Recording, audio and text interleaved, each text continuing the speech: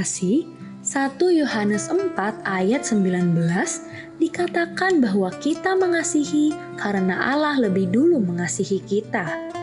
Semua sangat sederhana. Kita tahu bagaimana mengasihi karena Dia telah menunjukkannya. Bukti kasih terbesar datang dari Allah yang mengorbankan anaknya yang tunggal untuk menebus dosa kita. Jadi sahabat, janganlah lupa untuk saling mengasihi sesama seperti Tuhan Allah yang mengasihi kita.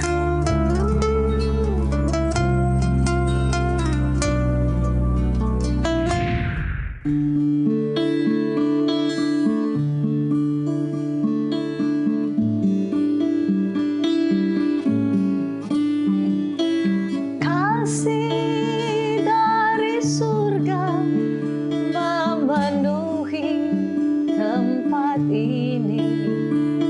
Kasih dari Bapa surgawi. Kasih dari Yesus mengalir di hatiku, membuat damai di hidupku.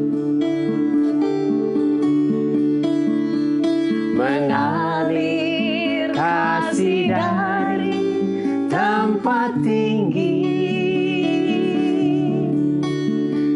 mengalir kasih dari tata Allah Bapa, mengalir, mengalir, mengalir dan mengalir, mengalir memenuhi hidupku, mengalir memenuhi hidupku.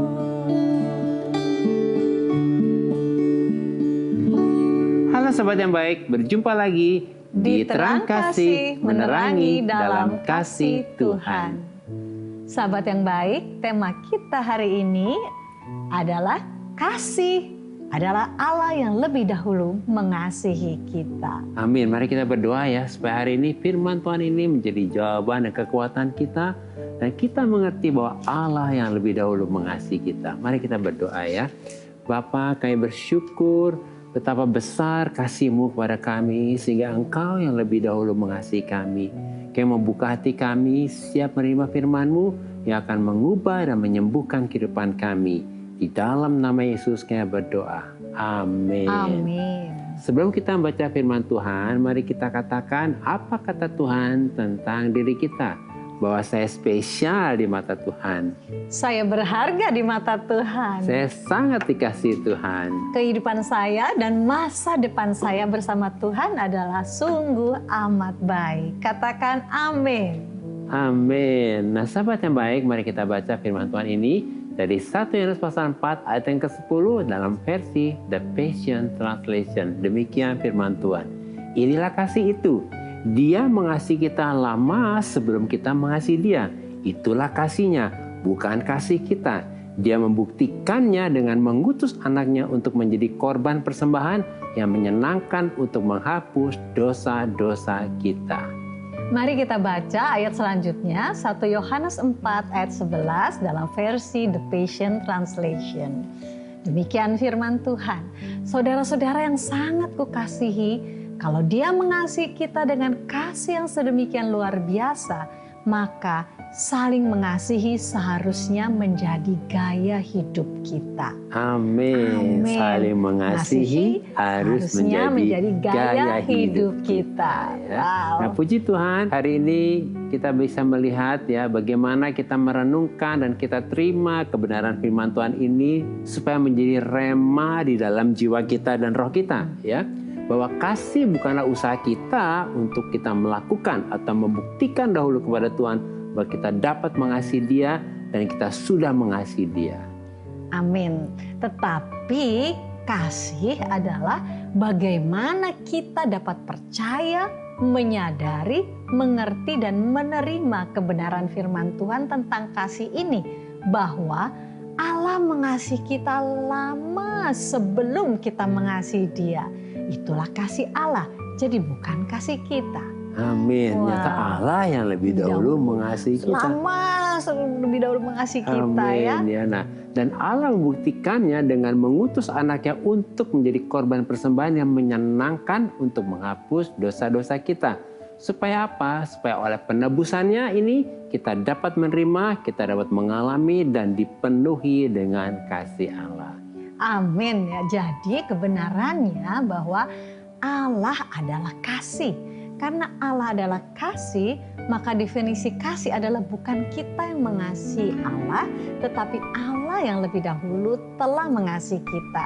Karena Allah yang lebih dahulu mengasihi kita, maka belief system kita atau sistem keyakinan kita tentang kasih adalah kita harus percaya, mengerti, dan menyadari bahwa kita sudah dikasihi oleh Allah. Nah, ini penting banget ya. Kita sudah dikasihi oleh Allah. Artinya kita harus percaya, mengerti, dan menyadari bahwa seluruh keberadaan kita yang belum sempurna ini, yang masih ada kekurangan dan kelemahan ini sudah dikasihi oleh Allah.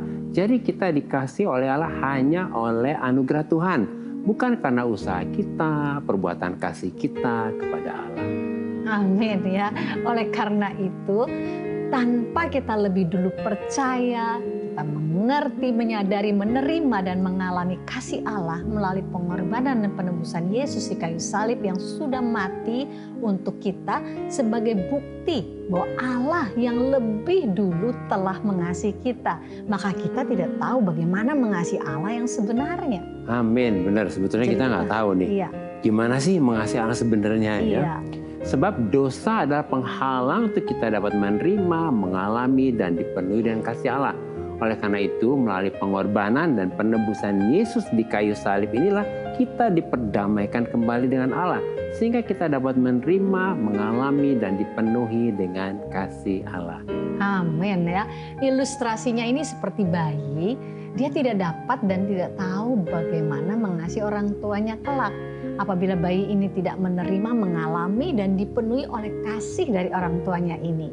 Demikian juga dengan kita. Karena kita sudah menerima, mengalami, dan dipenuhi dengan kasih Allah melalui Yesus, maka kasih kita kepada Allah adalah sebagai respon kasih kita kepada Allah yang telah mengasihi kita. Amin. Nah, ini penting banget ya. Kasih kita kepada Allah adalah respon kasih kita kepada Allah yang sudah mengasihi kita. Amin. Ya. Nah, sahabat yang baik, mari kita baca firman Tuhan ini akan menguatkan kita dari Lukas pasal 7 ayat 47. Demikian firman Tuhan. Sebab itu aku berkata kepadamu, dosanya yang banyak itu telah diampuni. Sebab ia telah banyak berbuat kasih, tetapi orang yang sedikit diampuni, sedikit juga ia berbuat kasih. Wow, orang yang banyak diampuni, banyak berbuat kasih. Dan orang yang sedikit diampuni, sedikit berbuat kasih.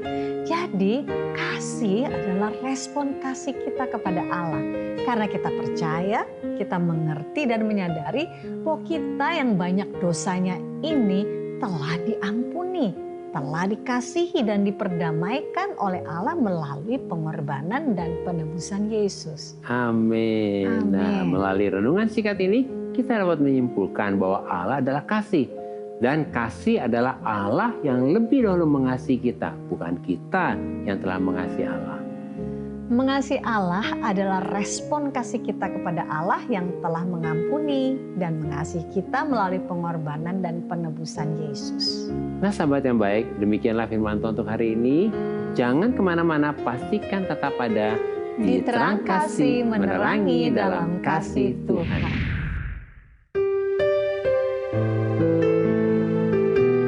Halo sahabat yang baik, saya akan bacakan renungan firman Tuhan untuk terang hari ini.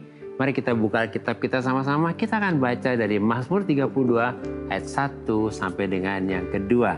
Demikian firman Tuhan. Dari Daud nyanyian pengajaran. Berbahagialah orang yang diampuni pelanggarannya, yang dosanya ditutupi. Berbahagialah manusia yang kesalahannya tidak diperhitungkan Tuhan dan yang tidak berjiwa penipu.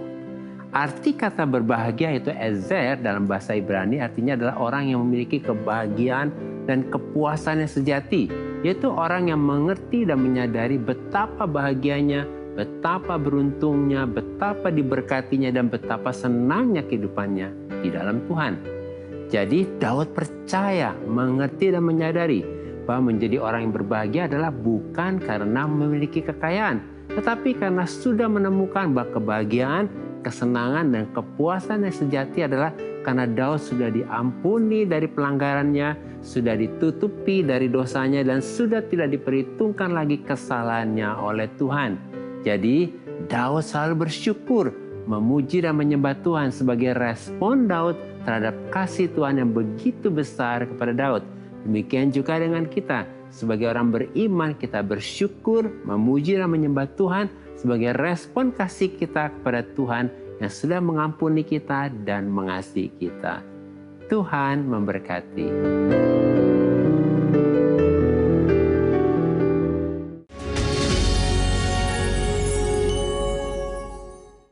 Halo sahabat yang baik, kembali bersama kami di Terang Kasih Menerangi dalam Kasih Tuhan. Dengan tema, kasih adalah Allah yang lebih dahulu mengasihi kita. Nah, ini ada beberapa DM yang masuk, satu diantaranya, silakan sayang. Ini dari Elizabeth Kristanto. Ya. Shalom Pak Agus dan Bu Mala. Shalom juga Elizabeth. Kami berharap Elizabeth sekarang sedang menyaksikan nih acara ini ya. Amin, Nah demikian DM-nya, isi DM-nya ya. Panggil saja saya Elisa. Oh ya, Elisa ya. Elisa. Saya mau menanyakan bagaimana seharusnya sikap istri melihat kebohongan suami yang terus-menerus. Suami saya berselingkuh. Sudah ketahuan tapi tetap tidak mau mengakui. Tapi di depan keluarganya dia seolah-olah menjadi imam yang baik. Apa yang harus saya lakukan sebagai seorang istri ya Pak Bu? Saya tiap hari juga sudah berdoa tapi tetap saja suami saya seperti itu. Wah Elisa ya, kita mengerti lah ya perasaan Elisa ya. Si tenang menghadapi mari ya. Elisa tenang ya. Percayalah bahwa Tuhan tidak tinggal diam melihat ketidakbenaran dan kebohongan. Dan sesuai dengan tema kasih adalah Allah yang lebih dahulu mengasihi kita.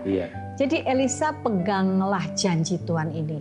Bahwa Tuhan mengasihi Elisa dan juga suami Elisa. Dan Tuhan pasti memulihkan pernikahan Elisa. Amin. Sebab Tuhan yang menciptakan pernikahan dan pernikahan itu adalah lembaganya Tuhan. Amin. Ini penting banget dipegang. Kita harus tahu pernikahan ini lembaganya Tuhan. Oleh karena itu Elisa percayalah bahwa pada waktunya Tuhan pasti bertindak dan memulihkan pernikahan Elisa. Amin. Ya. Dan itu harus ada di dalam satu kesadaran, pengertian kita bahwa Tuhan mau memulihkan, Tuhan mau menyembuhkan, Tuhan mau membuat segala sesuatunya menjadi baik. Karena pernikahan ini kan ciptaannya Tuhan. Dan itu lembaganya Tuhan. Iya, pasti kalau ada apa-apa berhadapan dengan Tuhan. Segala sesuatu yang tidak benar dalam pernikahan akan berhadapan dengan Tuhan. Dan kita percaya Tuhan tidak tinggal diam saat ini. Tetapi satu hal mungkin Elisa menjaga hati untuk tidak jadi benci, pahit kepada suami ya. Itu penting banget itu sangat penting. Mengapa? Ketika kita tidak menjadi pahit, kita juga tidak menjadi kesel dan sebagainya, kita ada di pihak Tuhan ya. Karena Tuhan itu adalah kasih ya. Ini dalam Matius 19 ayat 6 dikatakan demikian. Demikianlah mereka bukan lagi dua, melainkan satu. Karena itu apa yang telah dipersatukan Allah tidak boleh diceraikan manusia. Amin. Jadi sebagai suami istri mata Tuhan sudah menjadi satu. Ya.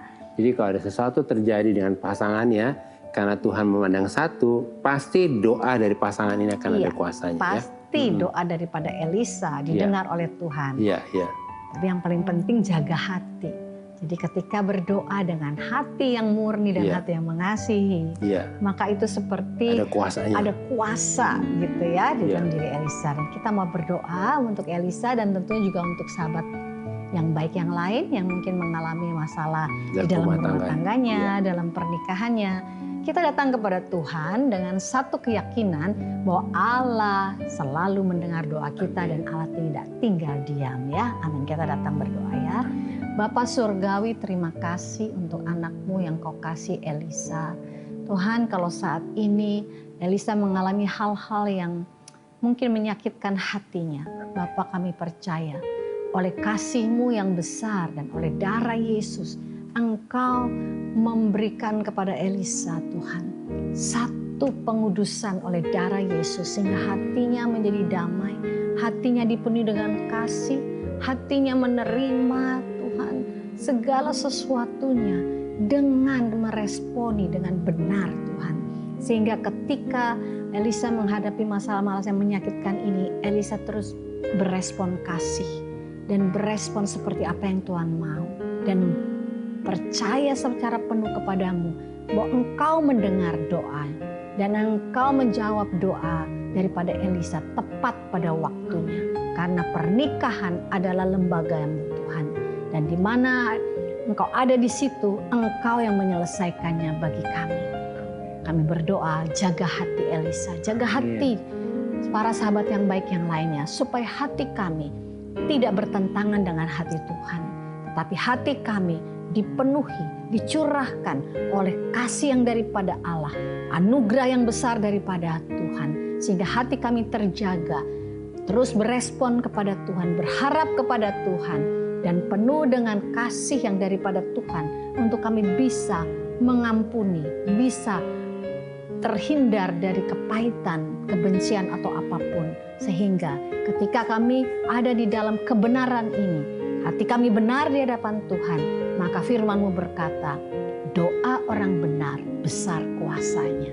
Itu sebabnya hari ini kami percaya bagi Elisa dan sahabat kami yang baik yang mengalami masalah-masalah yang seperti ini, kami tahu kami harus benar di hadapan Tuhan. Dan doa orang benar itu besar kuasanya karena kami sudah dibenarkan di dalam Kristus Yesus.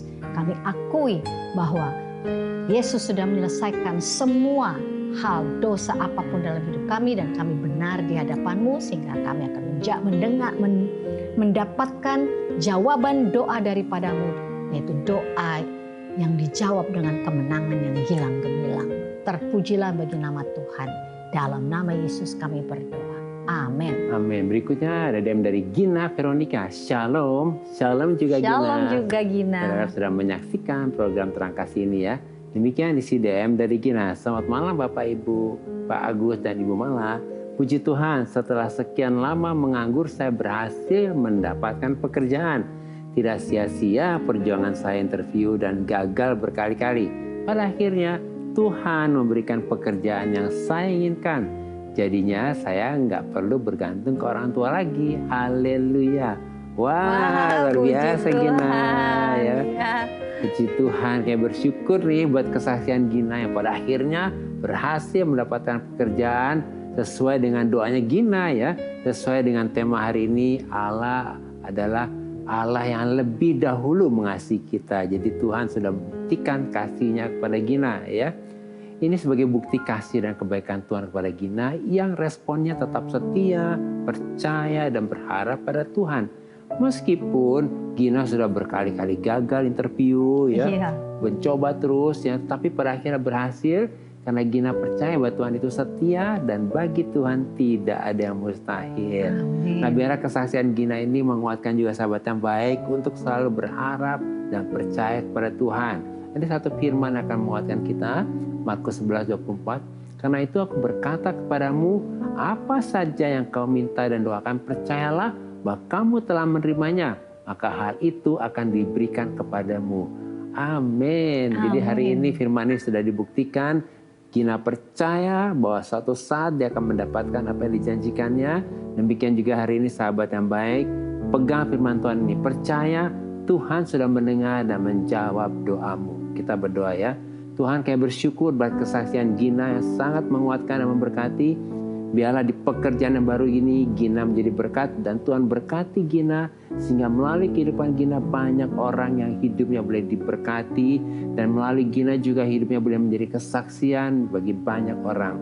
Kayak berdoa buat sahabat yang baik yang sedang mengalami pergumulan seperti Gina mencari pekerjaan dan berkali-kali mengalami gagal, penolakan. di dalam proses mencari pekerjaan interview, kami berkata bangkit hari ini, percaya bahwa Tuhan sudah mendengar doa mereka dan Tuhan menjawab juga hari ini juga. Sebab bagi Tuhan tidak ada yang mustahil. Dalam nama Yesus kami berdoa. Amin. Nah, sahabat yang baik, terima kasih buat respon dan DM-nya kepada kami dalam program Terang Kasih ini. Terima kasih ya. Nah, bagi sahabat yang baik yang memiliki beban permasalahan tekanan hidup, minta didoakan atau ingin bersaksi seputar rohani, silahkan DM, komen, atau kirim video ke Instagram @terangkasihrtv. Nah, sahabat yang baik, mari kita kembali diingatkan sesuai dengan renungan kita. Hal-hal apa nih yang perlu kita ingat supaya kita mengerti bahwa kasih adalah Allah yang lebih dahulu mengasihi kita. Yang pertama, dosa adalah penghalang untuk kita dapat menerima dan dipenuhi oleh kasih Allah, dan penghalang untuk kita dapat mengasihi Allah dengan benar. Jadi tanpa melalui Yesus kita tidak dapat mengasihi Allah dengan benar. Yang kedua, ketika kita percaya, mengerti dan menyadari bahwa Yesus mati untuk menebus dosa kita sebagai bukti kasih Allah pada kita, maka kita diperdamaikan dengan Allah dan kita dapat menerima dan dipenuhi dengan kasih Allah. Ketiga, kasih adalah respon kasih kita kepada Allah yang telah lebih dulu mengasihi kita dengan menyerahkan anaknya Yesus untuk menebus kita dari dosa dan memperdamaikan kita dengan Allah. Nah, sahabat yang baik, apakah saat ini engkau ingin mengalami dan dipenuhi dengan kasih Yesus? Mari datang kepada Tuhan dan serahkan semua kepada Tuhan. Dan sahabat yang baik, dosa telah menghalangi kita untuk dapat menerima kasih Allah, sehingga kita tidak dapat mengasihi Allah dengan benar. Mari saat ini buka hatimu dan terima Yesus sebagai Tuhan dan Juru Selamatmu. Lalu bersyukur bahwa engkau sudah diampuni dan dikasihi. Kemudian persilahkan Roh Kudus untuk memenuhimu dengan kasih-Nya yang melimpah. Mari kita datang kepadanya. Bapa, kami sangat bersyukur buat kasih-Mu kepada kami, yang telah menerima kami apa adanya, dan yang telah mengasihi kami jauh sebelum kami mengasihi Allah. Kami bersyukur melalui pengorbanan Yesus kami sudah diampuni dan kami sudah diperdamaikan dengan Allah. Kami percaya bahwa di dalam Yesus kami sudah dikasihi dan kami sudah dipenuhi dengan kasih Allah yang melimpah-limpah, sehingga oleh anugerah Tuhan Roh Kudus menolong dan memampukan kami untuk kami dapat meresponi dan mengekspresikan kasih Allah melalui doa, pujian, penyembahan, kehidupan dan pelayanan kami. Dalam nama Yesus, amin. Terima kasih sahabat yang baik, sudah setia menyaksikan Terang Kasih menerangi dalam kasih Tuhan. Sampai jumpa kembali di episode selanjutnya. Tuhan memberkati. Kasih Yesus sungguh indah di dalam hidupku ini, sungguh manis, lebih manis hidup bersama Yesus. Oh Yesus, nama Yesus, pujilah Dia, kasih-Nya kepada saya sampai selama-lamanya. Oh Yesus, nama Yesus, pujilah Dia, kasih-Nya kepada saya sampai selama-lamanya. Kasih-Nya kepada saya sampai selama-lamanya.